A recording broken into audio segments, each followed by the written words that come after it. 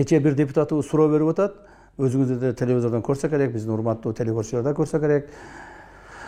Кемпироватты Гавасайга алмаштырып салды. Кемпироватты Гавасайга алмаштырып салды.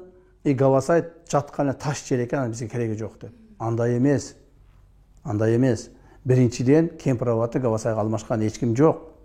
Гавасайды биз Кемпироваттын сол тарабынан Бүргөндүгө кетүүчү каналды курбагандыгы үчүн бересин деп олтуруп Гавасайды алдык.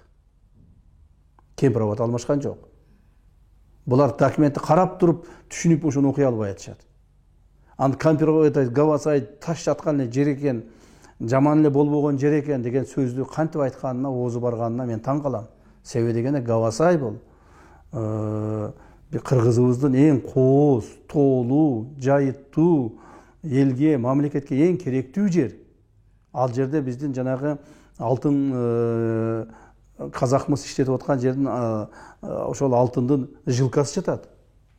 Сарыкол суусунун башынан бери ошо алтын жилкасы жатат. Ошол жерде өзбектер берген 3 лицензиясын жокко чыгарып туруп кайтарып алдык жерибизди. Бул жерде биздин алтыныбыз бар деп туруп. Биздин Кыргызстандын алтыны бар деп туруп, ошол жерди кайтарып алдык. Ал жер жаткан таш экен дейт. Таш болсо дагы Кыргызстаныбыздын ар бир ташы, ар бир тоосу биз үчүн өтө кымбат. Саясатка айландырып эле, саясаттын негизинде эле эптеп жаман көрсөтөйүн деген сөздөрдү айта берген бул туура эмес.